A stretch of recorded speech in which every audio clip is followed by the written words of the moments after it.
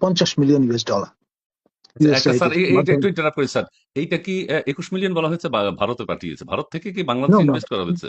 জি। জি, মানে পুরো 50 মিলিয়নই বাংলাদেশে ঢুকেছে এবং আম, এটা অভাবিতপূর্ব একটি কায়দায় সম্ভাব্য রেসিপিয়েন্ট যাদের নাম শোনা যাচ্ছে, আমাদের আহ, নদী কমিশনের সাবেক চেয়ারম্যান যাকে পদচ্যুত করেছিলেন দীপুমণি, তিনি মঞ্জুর চৌধুরী, আহ, বঙ্গবন্ধু পরিবারের সঙ্গে আত্মীয়তার বন্ধনে যুক্ত একজন মানুষ।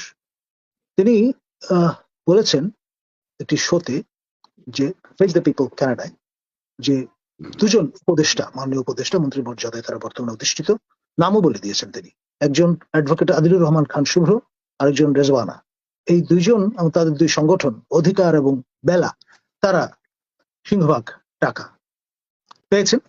আর অন্য সূত্রে জানা গেছে যে গ্লোবাল হাঙ্গার প্রজেক্টের ভাইস প্রেসিডেন্ট বা ভাইস চেয়ারম্যান ছিলেন ডক্টর বদিউল আলম মজুমদার, যিনি হাঙ্গার প্রজেক্টের একটা অফশুট সুশাসনের জন্য নাগরিক সুজনের সম্পাদকের দায়িত্ব পালন করছেন।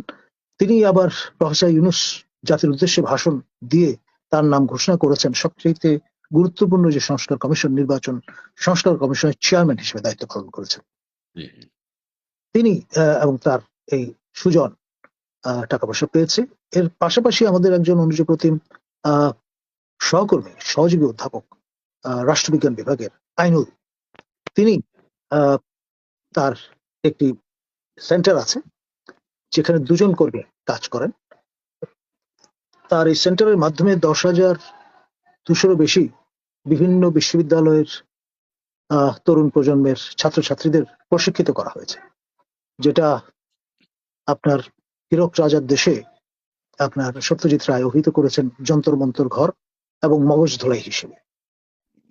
এখন যে বুলি বচনগুলো আমরা আগে এভাবে আওড়াতে জানতাম না, সেগুলো কিন্তু চমৎকার আওড়াতে পারি এই প্রক্রিয়ায়। এখন তিনি তার ভেরিফাইড ওয়েব বা সর্ট অফ পেজে একসময় গর্বের সঙ্গে জানান দিয়েছিলেন, পরবর্তীতে সেটা ব্লক করে দিয়েছেন এই হইচই শোরগোল হওয়ার পর। এখন তিনি বেমালুম ভিন্ন বয়ান দিচ্ছেন যে তিনি এই বিষয়ে কিছু জানেন না, তিনি কোনো টাকা পয়সা পাননি। এখন মজাটা হচ্ছে অনুসন্ধান করে যেটা পাওয়া গেছে যে এনজিও অ্যাফেয়ার্স ব্যুরো, যেটি বেসিক্যালি রেগুলেটরি বডি, প্রধানমন্ত্রীর সচিবালয় কিংবা প্রধান উপদেষ্টার সচিবালয়ের অধীনস্থ, তারা মূলত এই এনওসিটা প্রদান করে থাকে। সেখানে এই $50 মিলিয়ন এর কোন রকমের অস্তিত্বই নেই, মানে তারা এনওসি দেননি। তার মানে অবৈধভাবে এই অর্থ সম্ভাব্য রেসিপিয়েন্টরা গ্রহণ করেছেন, এবং তারাই কিন্তু মজার ব্যাপার হচ্ছে আপনার একেবারে যুধিষ্ঠিরের ভূমিকায় অবতীর্ণ, বর্তমানে নানান রকমের জ্ঞান প্রদান করছেন জনগণকে এবং ভবিষ্যৎ রূপরেখা প্রদানে ব্যস্ত আছে। এখন এখানে একটা কথা বলি স্যার, একটু কথা বলি স্যার, এই যারা অর্থটা বাংলাদেশে এনেছেন বা যাদের মাধ্যমে এসছে, তারা কি এখন বর্তমানে বেনিফিশিয়ারি পর্যায়ে আছেন? তাদেরকে সুযোগ সুবিধা দেওয়া হয়েছে, তাদেরকেই সরকারে নেওয়া হচ্ছে, এরকম কিছু কি ধারণা করতে পারি আমরা? ডেফিনেটলি সুপার বেনিফিশিয়ারি, খালি বেনিফিশিয়ারি না, তাদের জীবদ্দশায় তারা কখনো কল্পনা করেনি তারা পারসিকিউটেড, রীতিমতো বৈষম্যের শিকার, নানান রকমের গঞ্জনার শিকার, নানান রকমের বিমাতাসুলভ আচরণের শিকার, নিগ্রহের শিকার সেই ব্যক্তিবর্গ রাতারাতি ওই আমাদের কবি মোহাম্মদ রফিকের ভাষায় রাজাসনে বসে গেছেন। তো ফলে আপনার তারা তো উচ্চকণ্ঠ হবেনি, এটাই স্বাভাবিক। না চাইতে যদি আপনি প্রত্যাশার চেয়ে প্রাপ্তিযোগ বেশি ঘটে, তখন তো ইউল স্টার্ট লাইকিং সেই রাজাসন, এবং তেমনটি আচ্ছা, ঘটছে। ঘুরছে। আচ্ছা, আরেকটা প্রশ্ন স্যার, ছোট্ট প্রশ্ন, সেটা টাকাটা কি একসাথে এসছে নাকি বিগত বছরগুলোতে কখন এসছে, এই ধরনের কোনো অনুমান কি করতে পারেন? দেখুন, আমাদের দোদণ্ড প্রতাপশালী নবনির্বাচিত মার্কিন প্রেসিডেন্ট, তিনি কিন্তু একেবারে যুধিষ্ঠিরের ভূমিকা অবতীর্ণ হয়েছেন। পরিষ্কার চাচ্ছলা ভাষায় বলে দিচ্ছেন চেকের মাধ্যমে এটি প্রদান করা হচ্ছে, সেপস প্রজেক্ট থেকে টাকা এসছে, আপনার ইউএসএআইডি থেকে এসছে। এটা তো গেল 50 মিলিয়নের বাইরেও আমার ধারণা পর্যাপ্ত পরিমাণে রসদ এসছে। এবং জর্জ সোরস মহোদয়, হাঙ্গেরীয় বংশোদ্ভূত মার্কিন ধনকুবের, তিনি হারকুলিয়ান এই দায়িত্ব নিজের ঘাড়ে নিয়েছেন, দক্ষিণ এশিয়ায় তিনি গণতন্ত্র প্রতিষ্ঠা করবেন। এবং এলন মাস্ক মহোদয়ের সঙ্গে তার একটা, অনেকে বলেন যে সাপে নেউলে সম্পর্ক আছে। এলন মাস্ক একেবারে ছায়াসঙ্গী হয়েছেন আমাদের ডোনাল্ড ট্রাম্পের, আর জর্জ সোরস তিনি সাবেক প্রশাসনের ডার্লিং ছিলেন। তো ফলে এই দড়ি টানাটানির মধ্যে পড়ে এই রিভিলেশন গুলো ঘটছে, যেটা হয়তো ডিপ স্টেটের বগলেই থাকতো। মুখে হয়তো শেখ ফরিদ বলেই আমরা জানতাম, বগলে যে ইট আছে সেটা জানার কোনো সুযোগ ছিল না।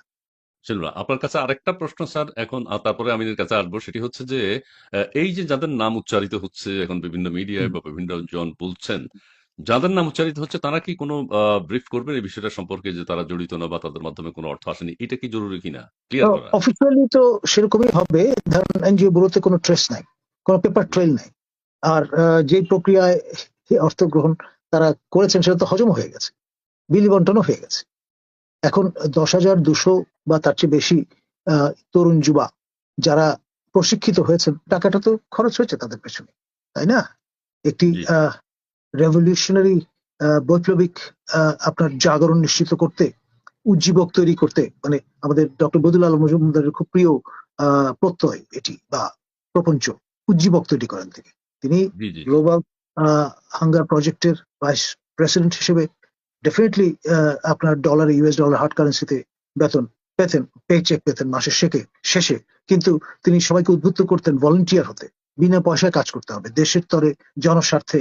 তো ন্যাচারালি তো বলা সহজ, কারণ হচ্ছে আপনি মাসের শেষে যখন আপনাকে চিন্তা করতে হয় না আপনার লিভিংটা কিভাবে আপনি এনশিওর করবেন, সুতরাং অন্যকে আপনার এই আদর্শ যদি বিতরণ করেন যে না, স্বপ্রণোদিত হয়ে আপনার পরার্থপরতার বোধে উদ্বুদ্ধ হয়ে কাজ করতে হবে, তাতে সমস্যা কিছু নেই, ভালো।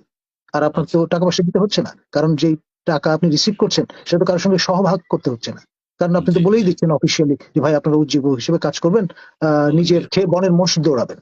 কিন্তু জি তিনি আবার ব্যক্তিগতভাবে মাসের শেষে কিন্তু পেচেক গ্রহণ করবেন ঠিকই। আচ্ছা আচ্ছা ধন্যবাদ ধন্যবাদ স্যার